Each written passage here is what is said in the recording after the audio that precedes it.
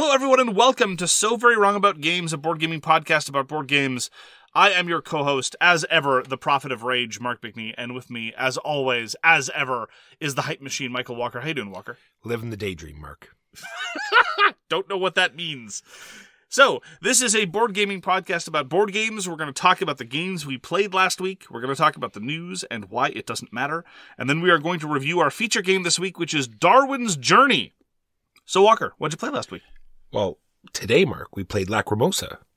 This is a game published by Devir Games and designed by Gerard, Ascendi, Ferran, Renalias. And you are trying to convince people that you're chummy chum with Mr. Mozart. And so you get the recognition of his very last requiem. So my understanding of the theme is that there's a lot of historical detail here that the game, of course, glosses over, it being a relatively standard Euro game. My understanding is that there's a whole story that in part, I think, was generated by Mozart's widow, Constance. This is actually part of what happens in the movie/play Amadeus. There was, this legend of a robed figure and Mozart never saw his face, who commissioned this requiem, which might or might not have been for himself or his dead father. It's tough to tell. Anyway, he died before completing it. The last bit of music that Mozart ever wrote was the Lacrimosa of this requiem. It was completed later by a guy named Sussmayer. It was commissioned by a guy named von Walsegg, and the best part is von Walsegg tried to pass it off as his own. It was actually a deliberate effort by Constance to put up public performances of the last bits of Mozart's work to make clear that it was. That's how you did it. I mean, you put the public stamp on it by performing it publicly and say, by BT dubs, this was Mozart, not von Walsegg. Apparently von Walsegg had a habit of commissioning stuff and pretending it was his. That's weak sauce, I gotta say. It's a good investment. Yeah, exactly. It pays off twice. Anyway, I know very little about the overall music history of the setting, but I do at least appreciate the fact that the framing is taking a slightly comic version of the standard Euro version of you are some rich family trying to impress a noble. In this case, you're a rich patron trying to convince the widow that you were really the realist patron of Mozart. I thought that was at least vaguely amusing. What did you think of the game, Walker? I very much enjoyed it. Gave me very much of a Revive feel, right? It's the same sort of thing. They're multi-purpose cards. You're going to be using the top of the ones you choose and then the bottoms of something else. And so you have to make this decision on which ones are going to go where. And money's tight. Resources are tight. Very interesting game. I actually prefer, specifically the card play element of Lacrimosa, I prefer to Revive. The rest of the game, I think I prefer Revive, but the card play element on the top half is one action or more actions later if you get improved cards. And at the bottom half of the card is some kind of income. And every turn, of which there are 4 in a round, you slot a card into the top of the beautiful folding dual layer boards. And the top card will determine your action, and the bottom card will determine what you will start the next round with. But the thing that I find tense and difficult, or sometimes easy, case depending, is in doing so, you are giving up an action. In Revive, usually you're trading off one kind of resource for another kind of resource, which is fine. But in the context of Lacrimosa, you are committing to doing less of a certain kind of action. At the very beginning of the game, that was particularly difficult. There's deck building involved because you can buy new cards. They necessarily replace older cards. Your deck never grows in size. You can buy other cards which don't go into your deck, but give you other opportunities later on. For a game where you're only doing 20 actions over the course of things, you actually get a fair bit accomplished in terms of the structure of Lacrimosa. And the overall themelessness aside, its connection to the theme is somewhat tenuous, as to be expected from the general genre and idiom of Eurogames. But I enjoyed it as well. I made a hash of the rules explanation. So I think I would want to do a full reread of the rules before I taught it again, and so I apologize for that. So I don't think we're in a full position to give our final opinions, but since everyone at the table enjoyed it, I'm sure we'll be able to get it to the table again. Well, to get back to the cards, I can see where the different sort of weights went between this and Revive, right? You can have a game like Revive where the opportunity cost of the cards isn't that great because they all do the same sort of thing, but both cards are acquired through a sort of a tableau or a draft on the side. Yes. And so when a new one gets flipped up, like we said, there are very low things. You either get resources or get resources. So there's not going to be big payoffs on a random card that comes up. Unlike Lacrimosa, that's true, where the cards are amazing, and you might give someone else a huge opportunity by flipping up a card they really needed. Well, yeah, the cards are far more central in Lacrimosa as well. The only way you do actions in Lacrimosa is through card play. In Revive, you have a whole bunch of other things to do. And in fact, all the ways you get points, all the ways you spend to get new resources are driven by non-card actions. But yes, in the sense that there's a top half and a bottom half, and you're, for the rest of the round, giving up one half of the cards when you're playing them, it is very, very reminiscent of Revive. It's pretty, it's nice, it's got a variety of Euro-type things. Not a track to be seen, that much I kind of appreciated. It has a currency that you're going to lose over the course of the round, so there's a little bit, I think the difference between very strong play and fumbling about in the dark play is going to be setting up future rounds using that bottom half card resource element, because those resources tend to be ephemeral and disappear. There's a lot of clever stuff going on. As I say, I wish I'd done a better job of getting the rules right the first time, and I look forward to trying it with 100% right. And that's Lacrimosa. Tapple, Walker. It's all about Tapple. It's all about Tapple. I mean, there are other games. We've played other games, but basically... Well, that's just to keep the show going. Right? Well, no, it's more... These are the fillers between rounds of Tapple, which is the real game playing. Tapple's great. Tapple's great. And if you want to check out Tapple, we played at the end of the stream. Might as well.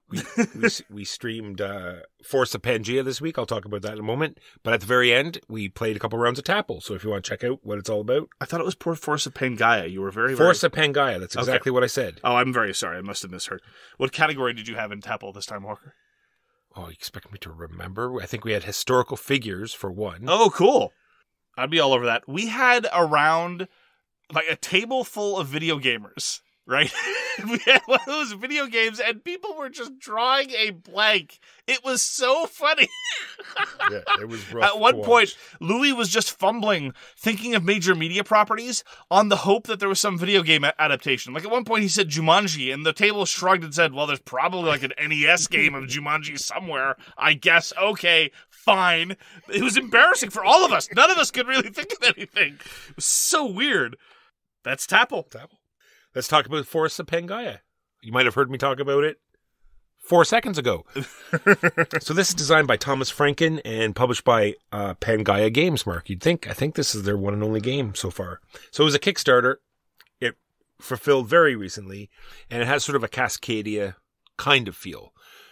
Because instead of having the goals for the whole game and you're placing animals to try to fulfill those goals, these are sort of like a moving sideboard of goals that are coming. There's 3 different goals. There's either building a really tall tree or building around a tree or building a path between 2 trees.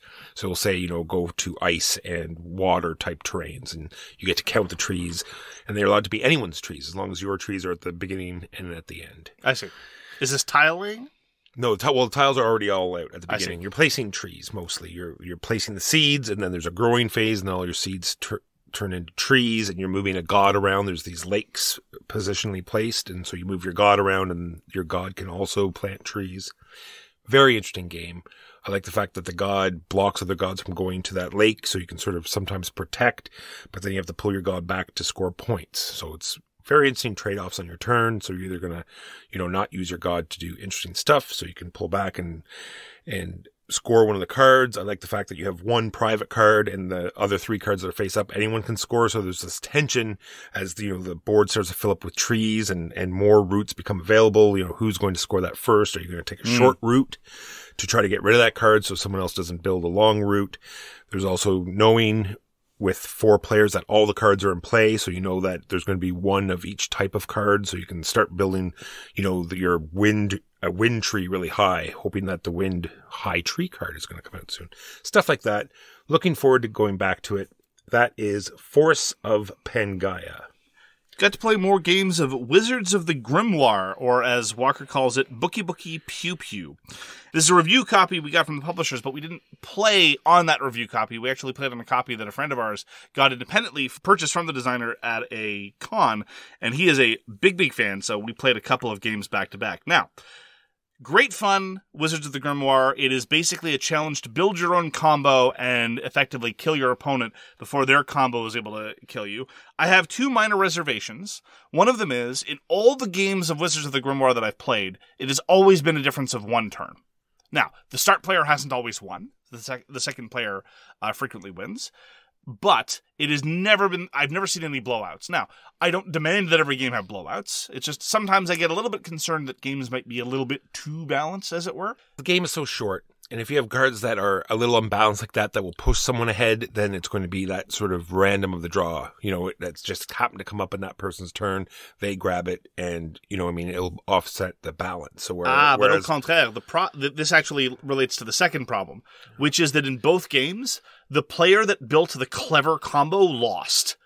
So there were instances in both games where a player builds the spell really synergizes with this other spell. This triggers, I get to do this other thing, and this other thing triggers, and this other thing just right. They were the ones that lost in both instances. They took too long, Mark. No, it wasn't. No, the combos actually accelerate how the game works. It's not that I need A to trigger, and then B to trigger, and then C to trigger, and then magic.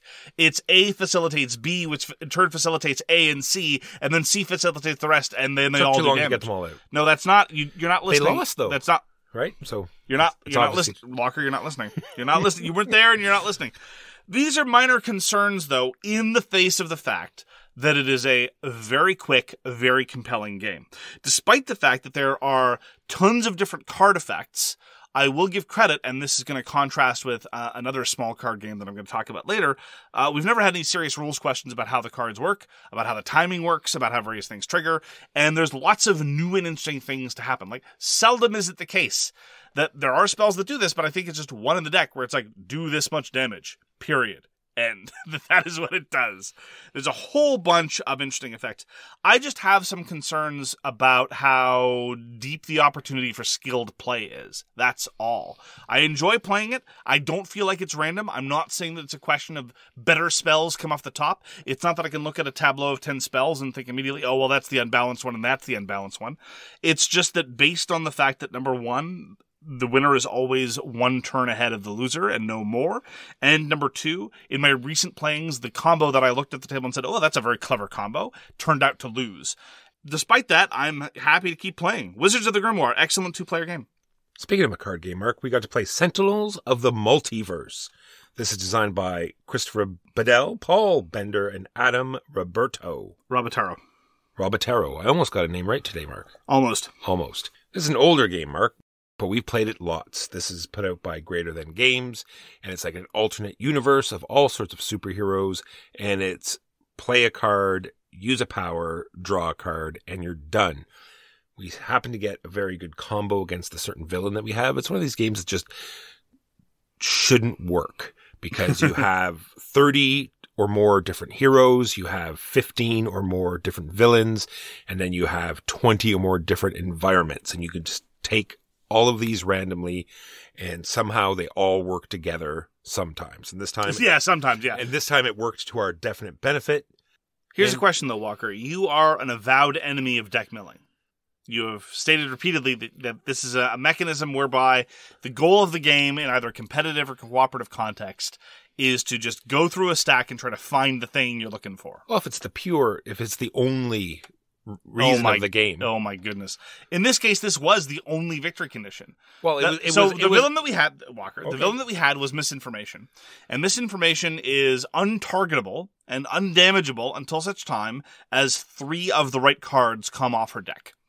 And 2 of us on the reg were just burning through the deck, looking at the top card, looking at the bottom card, being able to manipulate these things until we got those 3 cards. And we got those 3 cards out real quick. And as a consequence, the rest of it followed in short order. And that's what deck milling is to me. I don't object to deck milling necessarily, but you do. And so I was just wondering what your thoughts were on this particular deck milling type enemy. That's just happens to be her shtick. And you may not have any characters like we did that do that. And you might get lucky they might be near the top, or you might just have to slog through her cards to get them. So are you giving it a pass just because it's one blip amongst an overall system? Or are you saying that this doesn't even run afoul of your deck milling objection at all? Not so much, because in other games, you're deck milling to get I know in this one you're getting to get certain cards, but Yeah. it's just a different feel. This one is just to get cards out. Got it. No generalization, just vibes. Understood. Just right. Well, in the other ones, you're deck milling in order to get to discard them or whatever. This one's you want to get them into play. So I don't know. It's just slightly different. There's a distinction without a difference. Yeah, so Sentinels of the Multiverse has a new edition. We're not going to bother. We have the giant black monolith.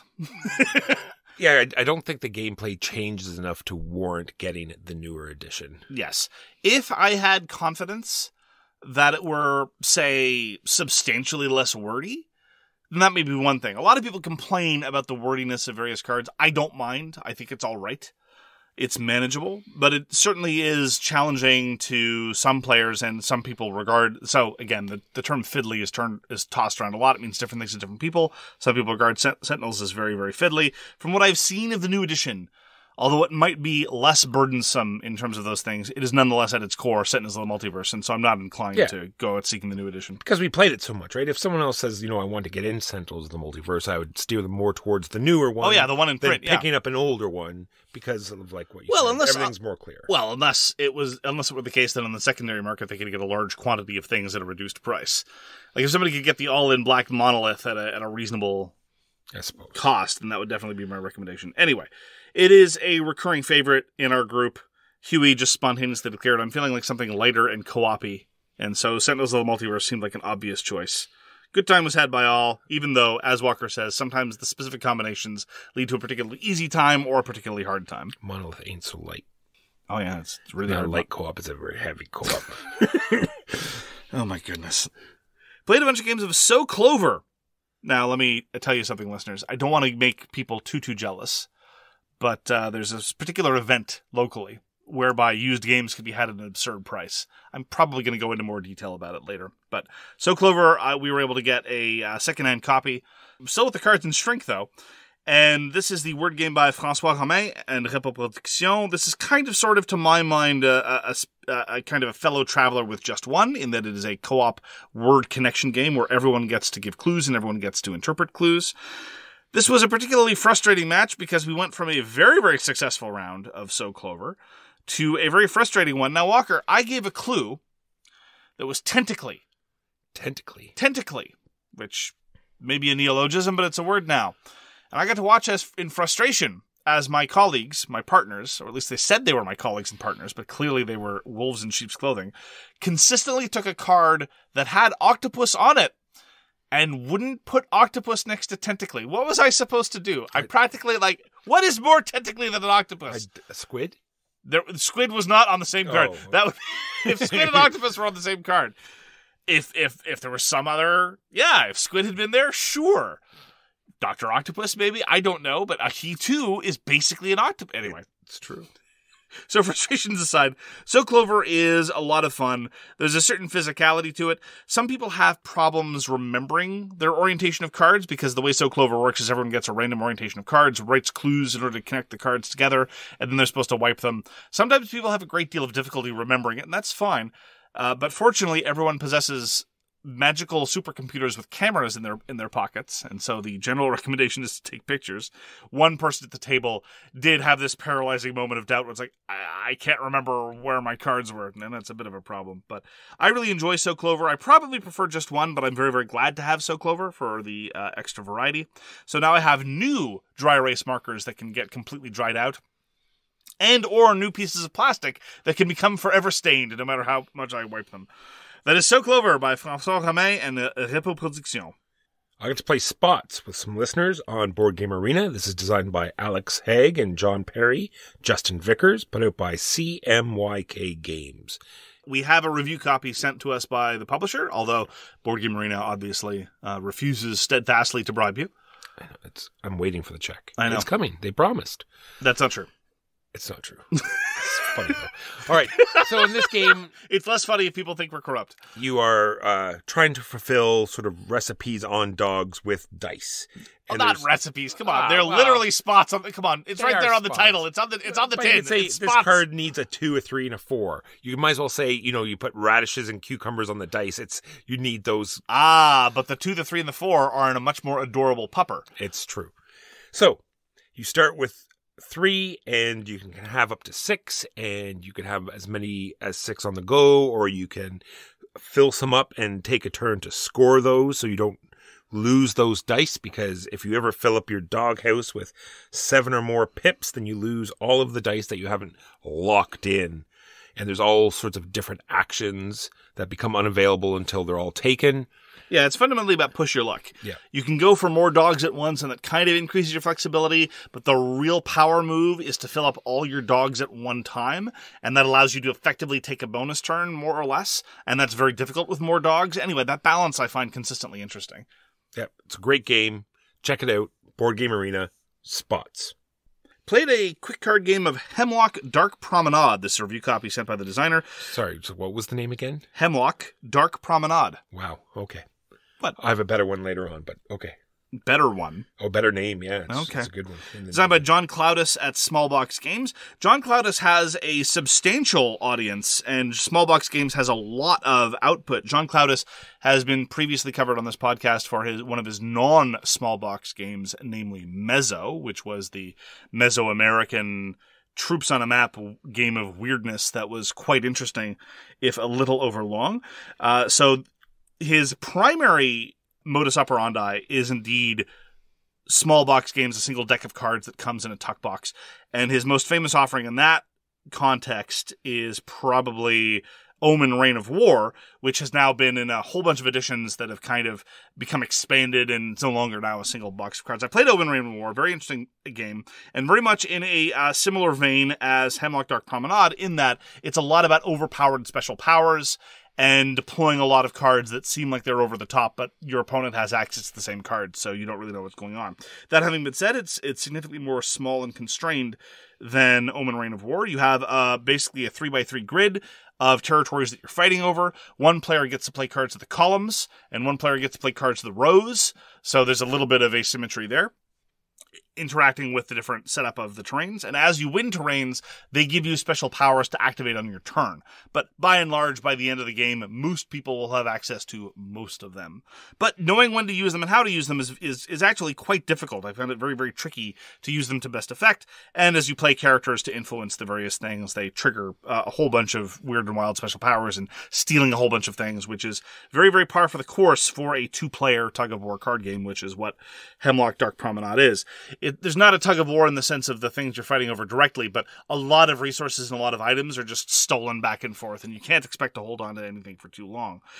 I did enjoy it. I thought that the first 2 rounds were a little bit less important than they needed to be because everything changes so quickly. The territory on which you stand is so unstable, and things can be stolen with such ease, but they can be stolen by both sides. The first 2 rounds didn't feel like they mattered a whole heck of a lot because things can entirely change in a given round. So at that point, why play 3 rounds? I think the game could probably be redesigned as a 1-round game or a 2-round game without losing too much.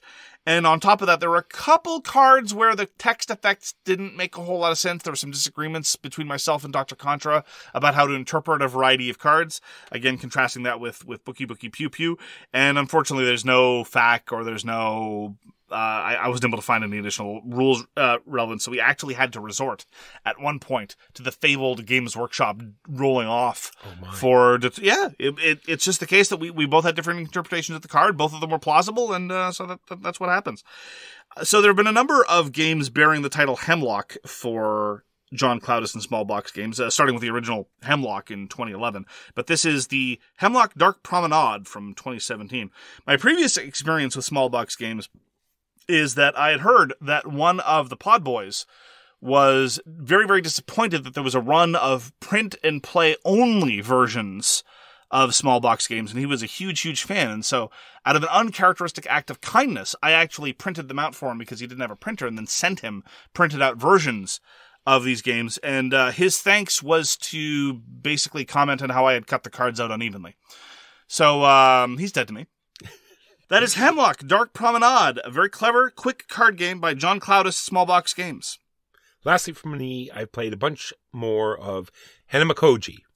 This is designed by Kota Natayama and published by Emperor S4 Games. I played with Sam, the OG sweaty tryhard. I know we're not supposed to use that anymore, but there's nothing. He self-identifies. Yeah, there's nothing that is the essence of board game duel than that. So this is very much a game of inches, Mark. You're discarding cards that you feel that are going to be troublesome because you always have to put out offers of either, two groups of two pick one, or a group of three, they pick one, you get two. Yes, it's constantly agonizing. I split, you choose. Yes, it's one of these things, and you just say, well, these cards are going to be a problem in the end, so you just sort of get rid of them. It's telling. Yeah, I remember that very distinctly. The most comfortable feeling action in Hanamikoji is the one where you're just burning cards out of the game. Just so. And it's like I said, and you say, it's very much, I'm going to put these cards out and it's just going to keep the game neutral because that's what you want. I'm one ahead and it's wasting a turn. I very much enjoy it. Played a bunch of games. Hanamikoji.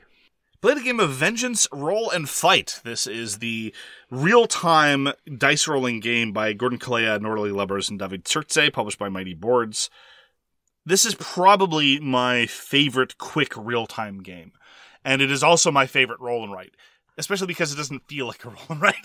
Roll and writes tend to be defined by a stately pace, and even if they're quick, and no player interaction, whereas Vengeance, Roll, and Fight, you're frantically rolling as quickly as possible because you know that everyone else is, and then you look over in horror and see that there are no dice left because you took too long, even though it felt like no time had passed at all. And then, Walker, you get to murder people. Apparently, Old Boy, greatest movie of all time, is going to be back in theaters in August with a new remaster. I'm looking forward to it on the topic of Vengeance. Because Vengeance, of course, both Vengeance and Vengeance, Roll, and Fight are evocative of revenge movies with tons of blood and tons of guts.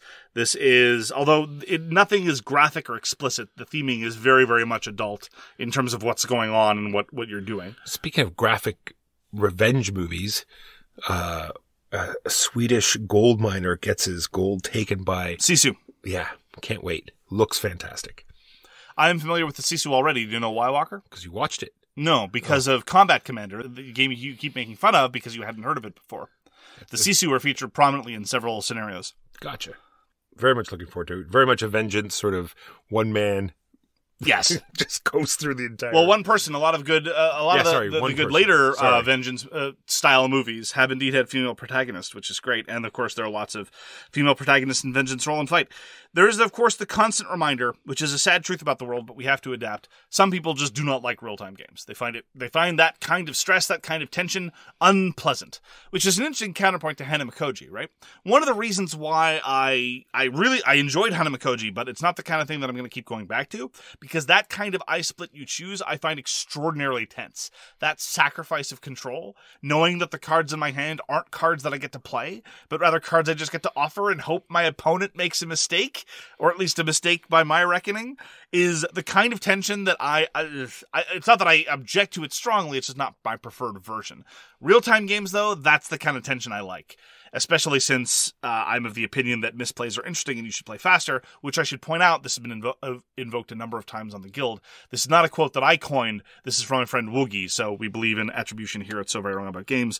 Woogie is the author of that particular quote. Anyway, Vengeance, Roll, and Fight is a marvelous game. I love the puzzle after the frantic real-time phase of trying to activate your abilities. That is one of the things that it captures very, very well for the original game of Vengeance. It looks so simple. You just have this pool of actions you get to do, but figuring out how to navigate the den and kill as many thugs or kill the right thugs in the process is a great little tactical puzzle. It's almost evocative of skirmish-type games, which, as people know, is also another type of game that I enjoy doing. Vengeance, Roll, and Fight is a wonderful game. As I say, it is my preferred of a couple of genres, but again, some people just don't like real-time games, and that's something that every one of us has to live with. It's the cross we have to bear. And that is Vengeance, Roll, and Fight by Gordon Kalea, Norley Lubbers, and David Turtze. Finally, for me, played some more Spirit Island, and there's a good news, bad news situation here. I'm going to be talking a lot less about Spirit Island on this podcast because I play it all the time. It is very difficult to decide to play games that are not Spirit Island when Spirit Island exists.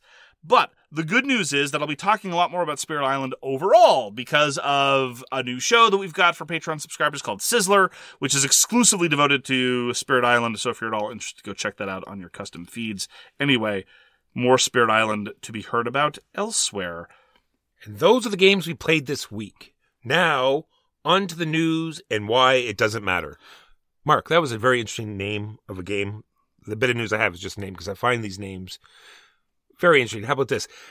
The Pirate Republic, the Africa Gambit. That's such a great name. That's a pretty good name. That's a good name. I'm a little bit tired of, very much like the video game reviewer Yahtzee, I'm a little bit tired of X:Y titling conventions, though. All the colons. A minor emendation or correction or perhaps update from previous comments on the podcast. Walker has very reasonably been pointing out the past couple of times we've talked about Guards of Atlantis II, still on crowdfunding, by the way, for its excellent reprint, one of the best games of the past 10 years, that Guards of Atlantis II should really credit the artist on Board Game Geek. However, the author Artem Nichiporov pointed out on social media that he has been hassling the artist to get a Board Game Geek account so that the Board Game Geek entry can credit the artists involved. So it is not the fault of the publisher or the designer, but merely because the artist doesn't want to get registered, which is, of course, their prerogative. And so now that we know that additional information, as well as you do, we can rest confident that Artie is going to give credit where credit is due wherever possible. Mark, do you have any experience with 9 Tiles, the board game? Oh, well, no, not those 9 tiles. It's an oink game called 9 Tiles. I was hoping you had some interest because it sounded like a little bit like the mirroring of Mary King. So, but this one is Chainsaw Man, 9 Tiles board game. Yes. Oh, yes. Oh, the Chainsaw Man? The Chainsaw Man, the anime. Okay, and manga, of course. In manga and anime. Is going to be having their own 9 Tiles board game coming from Oink. Okay, so Oink, is this the first time Oink has worked with licensees? I don't want to say because I don't write, far as I know. That because I've Oink's because these tiny, cute little boxes, very minimalistic, very inexpensive, churning out a whole bunch of different sort of wacky games, all very much in the Japanese aesthetic of game design. From what I heard, it plays a little bit like the mirroring. I have no experience with 9 Tiles board games either, but you're doing a bunch of different abilities to get a picture of 9 tiles all over the same side. Okay. Chainsaw Man. Chainsaw Man. Chainsaw Man. All right. A bit of a summer PSA here. Spring has fully sprung. We here at Swag are being very seasonal here. And I just want to note, friends don't let friends play board games with cards outside. Yeah, don't do that. I know it's tempting. Look, I know it's tempting. We're starting to get invitations to various cottages. Apparently everyone in Ontario has a cottage. I do not have nearly enough means to have 2 households. But, there's the cottage, there's the cabin. Sometimes people refer to that. There's the chalet. There's all kinds of different regional variations. The summer home. The summer home, exactly. But as this is happening, and as the weather clears, people with porches, people with gazebos, people with verandas, what have you, the temptation to play outside is there. I am willing to experience the outdoors. I love going on walks. I even like playing the occasional board game outside, but only if there are no cards involved. Your Gigamic games, your Hanabi with tiles, your Hive, the nice chunky Bakelite things, anything with lots of wood, maybe even sometimes your thicker lacquered tiles, or sometimes cardboard, but rarely, but no cards. You think the wind's not going to take them, but the wind is going to take them. And the problem is the cardboard, it might go off the table. And you know where that cardboard's going to go? Right between the planks of your deck. Yeah. Gone. Yeah, you're right. It's just, some people love to do it. The problem isn't even, and let me just make perfectly clear, the problem isn't that I'm worried about my precious cards being destroyed. The problem is that I'm constantly nervous when playing or manipulating any component that the wind is going to disrupt the game state and then we're not going to be able to continue play. That's my concern. Anyway, that is your summer PSA. And then finally for me, I am super excited about this game. I think this game has already shot up to the top of my most anticipated for 2024. Night Witches. Because I had heard about this from the social media of David Thompson for a while, that David Thompson and Liz Davidson of Beyond Solitaire have been collaborating on a game of the Night Witches, that is to say the 580th Night Bomber Regiment during the Second World War, which was a Soviet group of fighter bomber pilots who were exclusively women. They were called the Night Witches because they had the tactic of cutting their engines and just going in gliding as they approached the target, and so all the Germans could hear was sort of a a sort of a high-pitched shriek which they associated somehow with broomsticks anyway. So they were called the Night Witches, a title which they then claimed. And my excitement shot up to 11 when I saw that the title had been picked up by Fort Circle Games, publishers of Votes for Women and Shores of Tripoli. And they are absolutely raising the bar on historical game publishing. And so I was already excited when David Thompson was involved. I got more excited when I learned that Liz Davidson was involved. And now that Fort Circle Games is going to be published, I am absolutely over the moon, excited. There had previously been a most excellent role-playing game by Jason Morningstar at Bully Pulpit Games about the Night Witches called, appropriately enough, Night Witches. And that's really interesting if you're at all interested in the game masterless kind of narrative thing. And I really can't wait. That's the news and why it doesn't matter. This episode is brought to you by Factor. Spring beckons, and so it's time to emerge from your blanket fort and go outside for the first time in months. Factor, America's #1 ready-to-eat meal kit, available in Canada, can help you fuel up fast with ready-to-eat meals delivered straight to your door. You'll save time, eat well, and tackle everything on your to-do list. It's one thing to like to cook, but let's speak as adults and admit that the entire process, cleaning included, can be a pain. Factor's fresh, never-frozen meals are ready in just 2 minutes, so all you have to do is heat and enjoy. Your choices with Factor are nearly endless, and the chef-prepared meals can accommodate any lifestyle. Calorie smart, keto, vegan, you name it. There are over 34 weekly options, as well as over 45 add-ons, including breakfast items, snacks, smoothies, and more. If you're at all like me, and if so, my sincere condolences, since the pandemic, your restaurant delivery has narrowed to the same 3 places. Not only is Factor a great way to try lots of new things, it's cheaper and faster than takeout, ready in just 2 minutes. Finally, Factor is also a sustainable choice. They offset all of their delivery emissions, source renewable electricity for its production sites, and they feature sustainably sourced seafoods. Offer available in the US. Head to factormeals.com/SoWrongGames50 and use code SoWrongGames50 to get 50% off your first box. That's code SoWrongGames50 at factormeals.com/SoWrongGames50 to get 50% off your first box. Next up is our main review, which is Darwin's Journey. Darwin's Journey was designed by Simone Luciani and Nestori Mangione. It was crowdfunded 17 years ago and fulfilled this year by Thundergriff Games. The design pedigree of these two gentlemen is rather extensive because they both fall squarely into the group of designers that I somewhat jokingly call the Italian Masters. The work of the Italian Masters tends to be rather consistent across games, and indeed I'll be drawing comparisons between several other games of that oeuvre, and they tend to co-design with each other, tending to swap off. So, in point of fact, Luciani and Mangione had designed a game together before, namely 2018's Newton. And as far as Mangione is concerned, he co-designed Autobahn, which was one of our favorite games of last year with Fabio Lopiano. He's also the co-designer of next year's The Last Spell, which has made me strangely more interested in The Last. I didn't think The Last Spell needed a board game implementation, but if Mangione's involved, I guess that makes me slightly more interested. And of course, Simone Luciani is, his output is probably amongst the favorite of the Italian Masters here on this podcast. He is probably best known for a lot of the work that he co-designed with Daniele Tascini, namely 2012's Tzolk'in, 2015's Voyages of Marco Polo, and Council of Four in the same year, as well as 2022's Toledo. And he also co-designed, along with Tommaso Battista, probably my favorite game of all time of the Italian Masters oeuvre, which is to say Barrage. So, Walker, why don't you give us an unhelpful summary about what one does in Darwin's Journey? Well, you're on sort of like a gourmet extravaganza food tour, Mark. No, you're not. And you're going to get taste of all of the Galapagos Islands. You think we're eating these onto things? your plate. Oh, yes. Okay. They're very delectable. A little bit of tortoise here. Yeah, a sure. little bit of dodo over here. Yep. A little lot bit of dodo, little, yeah. A little bit of, ginkgos. Some trilobite-looking things? We have a nice, buffet. Okay. It's, a little bit of a la carte, in the morning. What about the shells? Are we eating the shells, too? Well, they become shells for a reason, Mark. They used to be something, and now they're shells. Okay. And then we publish restaurant reviews? / menus, right? Okay. Come to the Galapagos, leave full.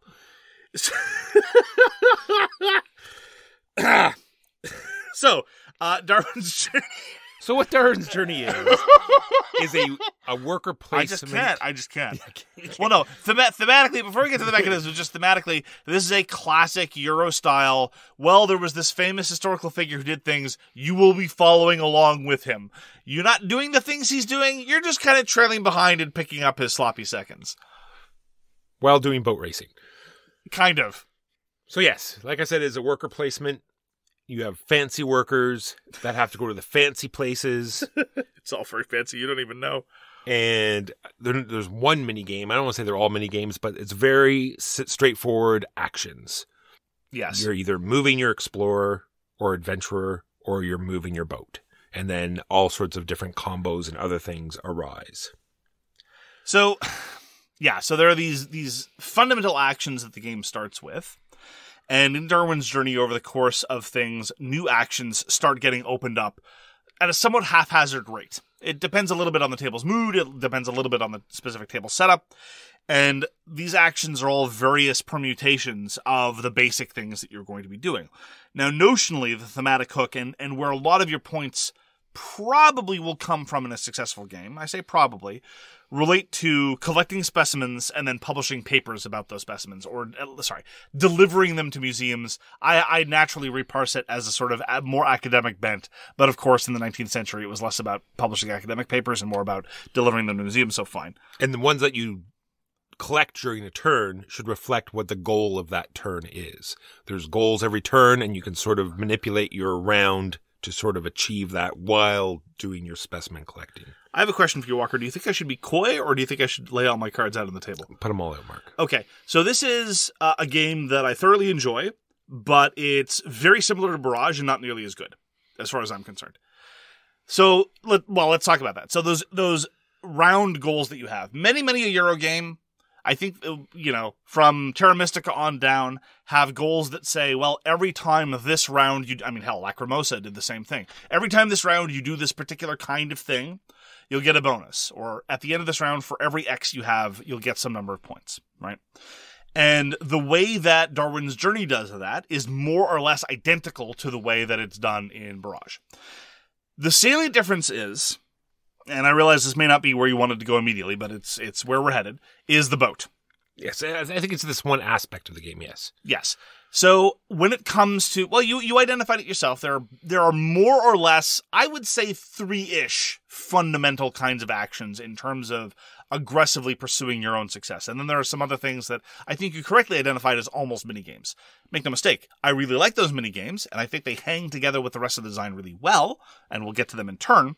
But fundamentally, moving your explorer, I like. That's fine. There's an element of jumping over other people's players, etc. We'll go into more details about this. But the boat movement, I find incredibly dull. You do it because you have to, right? I'm not saying it's pointless. It's in fact, quite consequential for two reasons. Number one, it's how you get new explorers out on the board. And number two, you'll take significant point bonus penalties if you haven't caught up. Well, I'm wondering if that is the point. I'm wondering if you are to make a sacrifice of an action in order to move your boat. Oh, yeah, that's totally how it works. And the timing of when to make that sacrifice, or the different workarounds, like you're going to do something else, because there's lots of different places where you can move your boat. So you can do another action, and it allows you to move your boat slightly. So I'm wondering if this all sort of works into the wash somehow. Yeah, it might. The timing isn't particularly interesting, because when you're moving adventurers, you care very much about the timing because you jump over where other people's adventurers or explorers are. So if there's a sample you really want to get, if you really want to scope out that dodo, you need to get there before somebody else does, because somebody else can go get the dodo later, sure, but only after that person is left. True, but that's what I mean about the timing. It's not the timing of actually moving the boat. Right. It's the timing of sacrificing the movement of something else in order to move your boat. Right, so move your boat at the end. Maybe. Every game of Darwin's Journey where I've done reasonably well, the boat has been an afterthought. Like, there's no way to make moving the boat a solid priority. Like, why would you bother going there first? Why would you bother making that your immediate, like, no one's fighting over those boat spaces because they know they can get to them later. And there are, so ultimately, the boat movement is mostly perfunctory, which is fine. Not everything in a game needs to be stellar. And as I said, Darwin's Journey is a very good game that I'd happily play again. But contrast that same function, that exact same function, as it exists in Barrage. In Barrage, it's the power track. It's how much power you have generated over the course of that round determines, number one, where your bonuses are, namely whether you take a penalty for the bonuses for that round, and number two, your income for the coming round. So that alone, the fact that it factors into income already makes it more consequential. And there's a strategy of producing no power, there's a strategy of producing lots of power, and furthermore, it's arguably one of the two primary foci of the game. Producing power, and the other focus is building buildings, sometimes as an end to itself, sometimes just produce power. Like, the power track to Barrage is central to the experience of the game. No one ever generates power, I guess, alright, I'll go generate power now. The boat, on the other hand, for Darwin's Journey, feels superfluous and not fun to do. I agree. But it's such a minor part of the game where, like you said, the Barrage part is a major part of the game. And the one in Barrage, sometimes you have no control over it. Really? Someone could steal your water or steal a spot. That's the entire game. I know. I agree with that. But I mean, whereas the boat movement, you have a little bit more control about how far you're going. Anyway.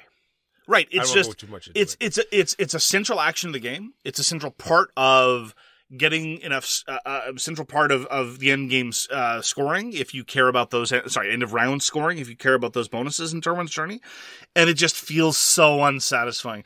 There's just no element of tension about when it happens or how. Just get it done. I'll give you just one extreme example. The one game I played, I had a special character ability, we'll probably get into more on that later, that let me just immediately teleport my boat to wherever the beagle happened to be. So I ignored boat movement for the first 4 rounds of the game, and I just didn't do it at all. That game was the most fun I've ever had with Darwin's Journey because I just didn't have to. Everyone else having to spend their workers is like, I guess I'll move up my boat. It's like, I'll just forget about it. Then at the end of the game, it's like, whoop. The other problem could be you're trying to compare it too much to the Barrage because it is slightly similar, but it's not a reach. It's completely not consequential. Had you not ever played Barrage before, you might not have as much of a problem with the boat movement. I would still find it uninteresting.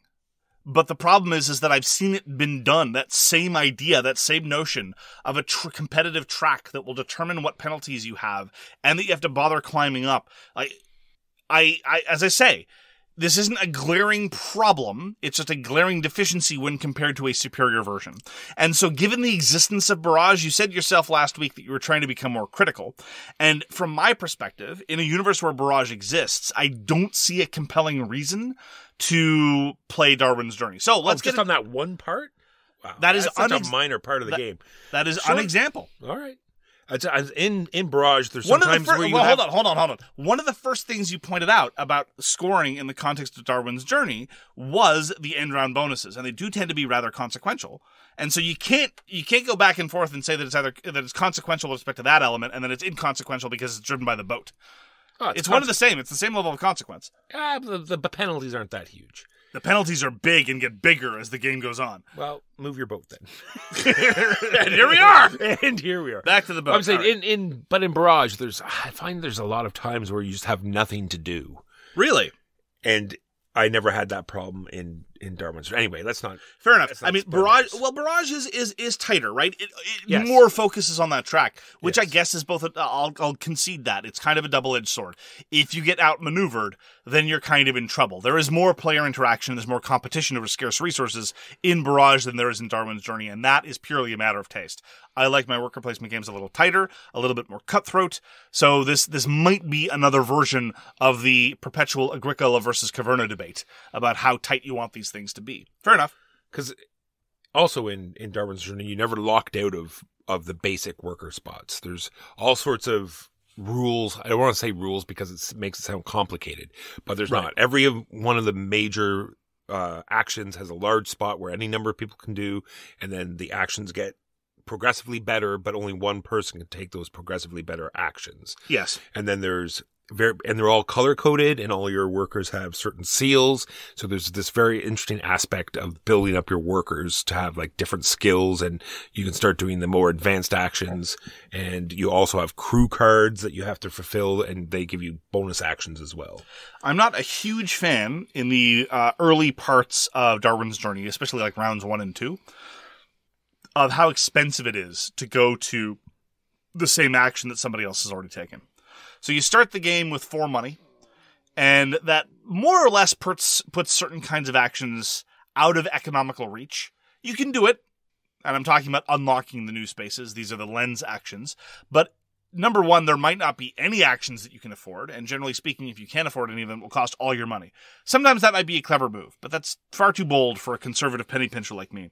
So as a consequence, it will cost you half your starting money to go to a space where someone is. Or if you're playing with fewer than 4 players being the maximum player count, the penalty opens up because you have to pay money not just to go to the same space that somebody else has been, but to any space next to where somebody else has been, which can get pretty significant, especially if you're the third player. Yeah, the difference between 3 and 4 players is ridiculous. Yeah, I strongly prefer it with 4.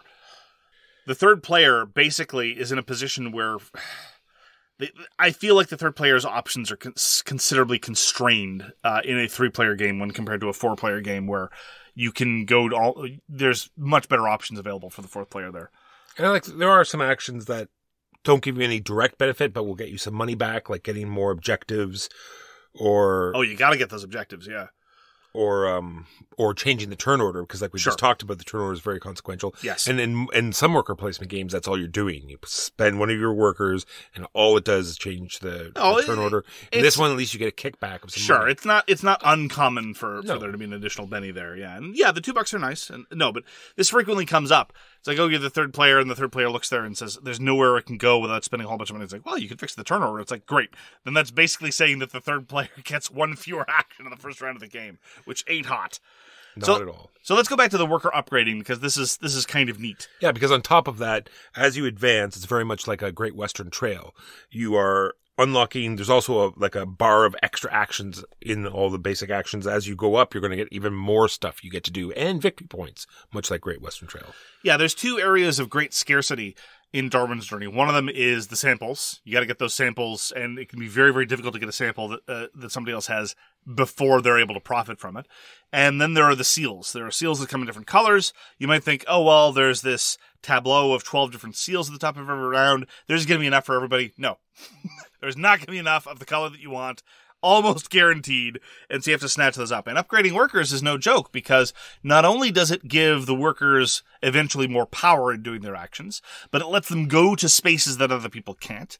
And knowing that you have a worker that can go to a space nobody else can gives you such flexibility. There was a particular case I remember where there was a very powerful worker space that had been unlocked, but I knew that everyone earlier in turn order from me didn't have the requisite seals, so I could just leave it empty, knowing that I could go there whenever I wanted, and that was marvelous. But then, they're also just worth flat points. So upgrading your workers is absolutely a key part of what's going on. Another key part are the objectives, because the objectives unlock a bunch of very essential parts of the game as well. One, like we just said, because money's tight and seals get expensive, so there's an objective bonus that makes those seals cost you nothing.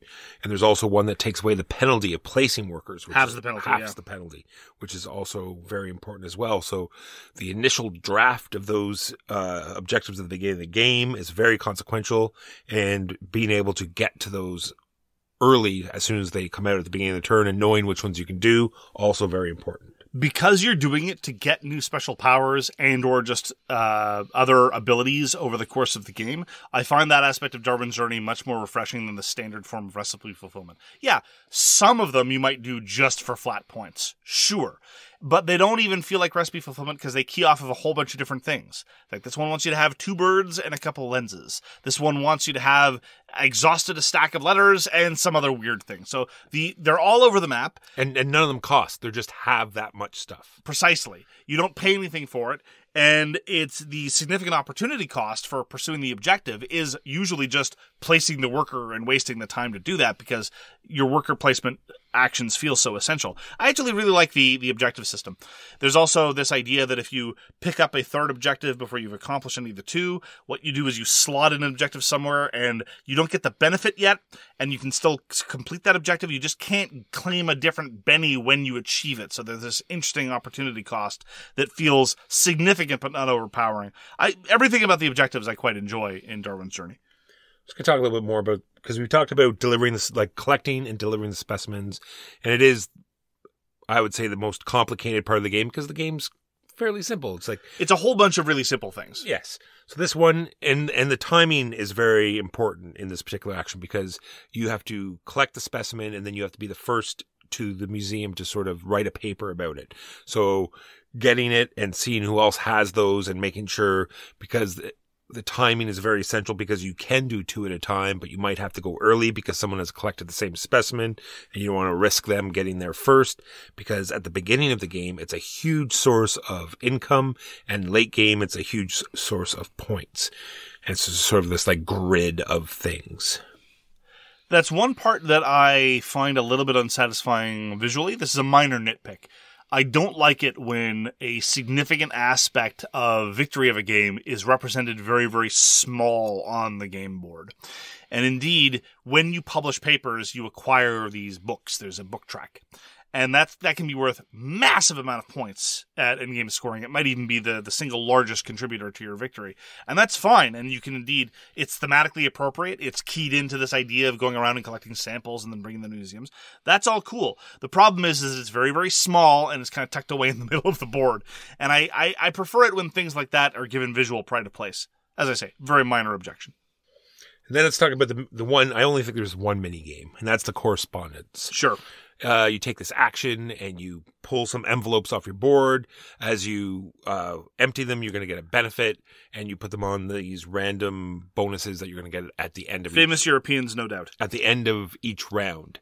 And I like it because of the fact that you only lose the envelopes off of those if you win.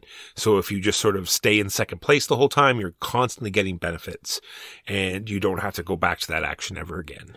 Yeah, it's a weird aspect of if nobody fights you for it, you're going to be reaping tremendous dividends. But if people do fight you for it, well, then you have to hope that you're getting benefits from other areas, right? If it's one of those kinds of situations in a Euro where if it's neglected by 3 players and one person takes advantage of it, they are going to rake it in hand over fist just based on how the scoring system works. Similarly, if 2 people enter into an uneasy equilibrium, they too can start profiting a great deal. Once people actually start fighting you for it, well, then it gets complicated. Now, these are some of the things that get randomized over the course of the game. And I do actually appreciate being able to go and try to find out those good deals because everyone else has their eyes on the prize, as it were. Yeah, the scoring system really, it's weird. I can't tell if I like the fact that it's a little counterintuitive as to how many dividends you're going to get from early placement, or if I find that that's a shortcoming. It's definitely not transparent. Some people find it a little obtuse and they underestimate the value of those actions, but there you have it. So there's a part, we talked about unlocking action spaces. And so you go to this spot and you pay a fairly large amount of money and you get to put one of your lenses on these advanced spaces. And it's not necessarily only your space, but if someone else goes to it, it gets you some money. Yeah, but most of the time... Yeah, I was about to say, I didn't really find that really paid off. It's not really a big deal for 2 reasons. Number one, often when you unlock the space, you do it just because you get to do the action at the instant you unlock it. Yeah, that's what I was going to say. Like, because sometimes the only way you can take that action is if you have like 6 green seals and 2 purple ones. And you know very well you're never going to have that during the game, but you can unlock that space. And just like you said, you get to do that action the one time that you unlocked it without having the prerequisites. And sometimes it gets you a huge benefit. And sometimes that one time is enough. And generally speaking, insofar as you care about it being activated many times in the future, you probably choose an action space that you have a worker that can go there, as per my previous example. And so in that case, somebody else going there and you pocketing $1 from the bank, even though money is tight, is usually not worth it. So icons aplenty, I have written here. But there are some dubious choices. Like we said, there are like 3 basic actions, and those icons are riddled throughout the board. So those are fairly easy. But sometimes there's smaller symbols like an infinity symbol or a +1 or a -1, or the rotating arrows, and sometimes it's not clear. Does that mean it's worth more actions or worth more money or less money? But anyway, the biggest offender is on the seals action, where if you have a highly upgraded worker, you get an extra seal, but if you have a maximally upgraded worker, you then get a discount, but the problem is the numbers are printed in mostly the same way, and so people got very confused, even when we were looking at it, trying to parse after we knew what the effects were, trying to figure out how the iconography got us to that point. Anyway, there are a number of little examples like that. And the setup is not nothing. It's pretty extensive, yes. And I really wish that they just, because the rulebook comes with a recommended first game, and I don't understand why they didn't just print that on the board. because you could still have tiles that have the exact same things that are printed on the board and it'll cover it up anyway, but why not just print the recommended on the board so you can put it out and start playing immediately? Odd choice. And then there's that egregious part in the rule book, which I find awful. It says, oh, there are 4 different phases of the game, and it's going to go for 5 rounds, full stop. And then it says actions. Now it's like, is that one of the phases of the game? I'm not sure. There was no number. There was no. No. It doesn't. It says no. It says action phase. It's header. No phase. Just actions. Are you sure? 100%. Okay, I apologize. So it doesn't list all of different phases, and anyway, so I found it odd. There's no quick ref that has all of the phases listed, anything like that. Yeah, and the reference sheet for icons is incomplete. It only gives you some of them, and on the rest of the reference booklet, it doesn't mention it. So there's no unified reference work for iconography. It's unfortunate. Then we get to final scoring. And a lot of it is the usual things. There's these temporary seals that you might have that are worth points, and a lot of the objective spaces that you filled up are for end game points for some reason. I don't know why you don't score them during the game. But then there's the main points that we've talked about. You acquired a bunch of books by acquiring samples and then writing papers about them, and then depending on how many rows of these samples that were completed, you add 2 to that, and that is going to be what's multiplied by how far you got on the track, and that could be a huge amount of points. Yeah, at a minimum, it's going to be multiplied by 2, and it might be maximally multiplied by around 6. I found the floor is about 4, and so it is indeed very consequential. But again, in a Euro game, in the classical medium-heavy tradition, medium to medium-heavy rather, in the Italian Masters tradition, with a lot of stuff going on and a lot of different ways to get points, I do appreciate that there's at least one thing you can point to and say, well, a lot of points are going to come from this, especially when it is thematically appropriate. And I liked how in the all the games we played, it worked out differently. Like in a few of the games, the track filled up completely, and it was like the maximum multiplier. And in other games, it hardly filled up at all. I thought it was very nice that games played differently that way. Real-time update here. Ooh. Here's the section that Walker found offensive in the rulebook. It says round structure. Each of the game's 5 rounds consists of 4 phases completed in order. And then it says action phase. Fine. I see where you're coming from. And to be fair, my view that it's kind of okay is the minority view amongst our table. I am going to refer back to the deluxe rulebook because I found the one that is online is incomplete. So I'm going to double check when we're done. All right, we're going to have a follow up on this next week. Just to make absolutely sure. Now, talking about games being different every time, there are tons of things that are going to make that happen. As in, all of those advanced actions that we talked about are different tiles that are going to be mixed up. There's pretty well 12 of everything.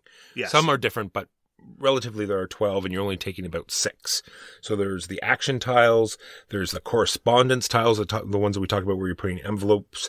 There's the Beagle goal tiles, the one we talked about that score at the end of every round.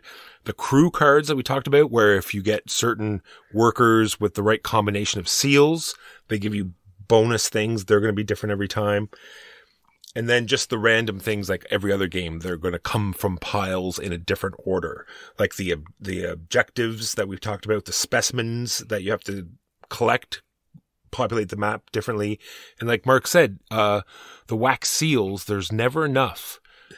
But sometimes there's none of a certain color, and that completely changes the game up sometimes. It's true. I will say, though, as much as I appreciate the variety of different action spaces and different correspondences and things like that, I think this is an excellent example of what Charlie Thiel has been writing about recently, whereby we talk about variable setup and confuse it for replay value. I think that the replay value in Darwin's Journey comes with the core mechanisms and not of the variable setup, because you might have an action space or a character card that really helps you with boats, and so in that game you do better in boats, or you use it as a crutch for lesser boat actions, or in the next game it might not be boats, it might be adventure or movement, and so instead it's the same. I mean, at the end of the day, even though the tiles and the action spaces more or less mix up, it's still the same fundamental combination of the same core elements, and whether I find a dodo on the first island, or whether I find a trilobite on the first island, it's 6 of one, half a dozen of the other. It's true.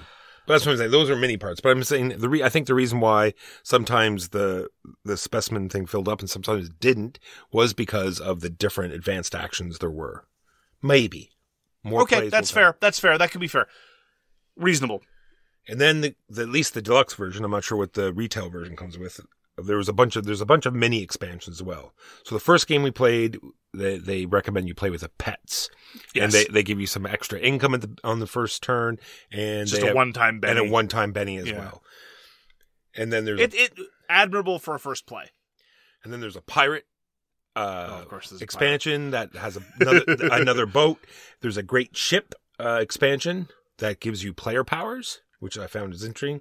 And then there's a large expansion called the Fireland expansion, which has a lot to do with time. So a lot of things will cost you time. And then at the end of the game, depending on how much time you've spent, you're going to lose some victory points. I would be happy to try any of these, but quite frankly, as far as the player powers go, you're already building player powers over the course of the seals anyway. So that felt satisfying enough in terms of player differentiation.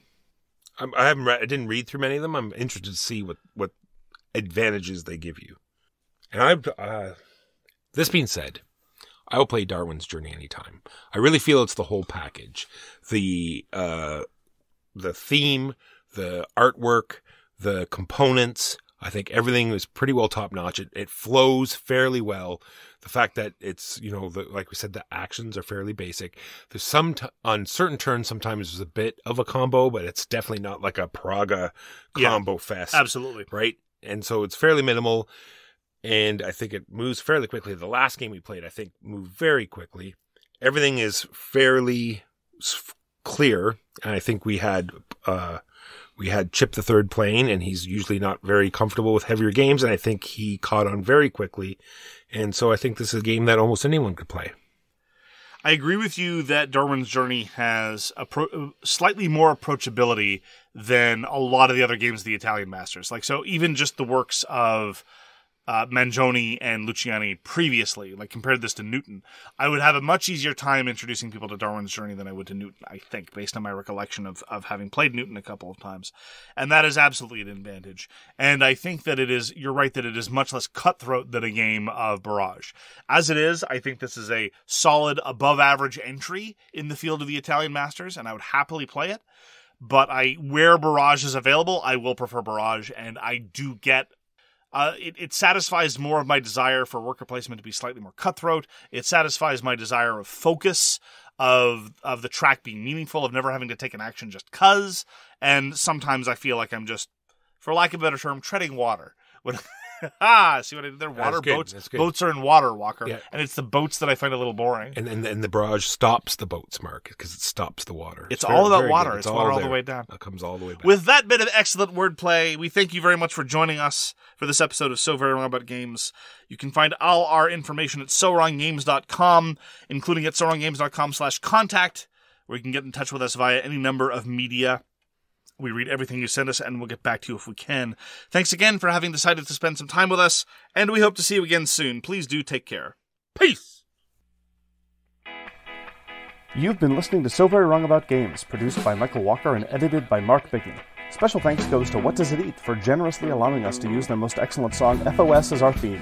You can find them at whatdoesiteat.com. You can reach us by email at soverywrongaboutgames@gmail.com or on Twitter at SoWrongGames.